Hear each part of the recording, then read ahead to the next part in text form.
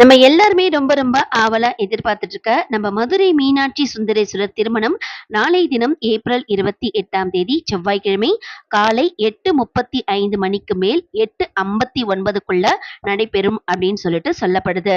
கண்டிப்பா நீங்க மதுரை போக முடிஞ்சா நீங்க போயிருப்பீங்கன்னு நினைக்கிறேன். மதுரை போக முடியாதவங்க நம்ம வீடுகள்லயே டிவில லைவ் டெலிகாஸ்ட் ஆகும், அதை பார்த்துட்டு நம்ம அம்மனுடைய அருளை பெற்றுக்கொள்ளலாம். நாளை தினம் நம்ம வீட்டு பூஜை அறையில நம்ம மதுரை மீனாட்சி அம்மனை நினைத்து மாங்கல்ய செட்டு, மஞ்சள், குங்குமம், தாலி கயிறு, வெற்றிலை பாக்கு, வாழைப்பழம் இதெல்லாம் வைத்து நம்ம வழிபாடு செய்தோம்னா நம்மளுடைய மாங்கல்ய பாக்கியம் பலம் பெறும், கணவன் மனைவி ஒற்றுமை ஏற்படும், திருமணம் ஆகாத ஆண்கள் பெண்களும் இதை வைத்து வழிபாடு செய்யலாம்.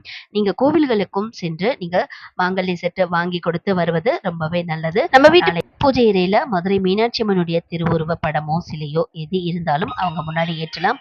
அப்படி இல்லாத பட்சத்துல ஒரு அகண்ட மண் விளக்கு ஏற்றி வைத்து தீபம் ஏற்றி அவங்களையே மதுரை மீனாட்சி அம்மனா நினைத்து நாளை தினம் வழிபாடு செய்யறது மிக சிறந்த பலன் அளிக்கும்.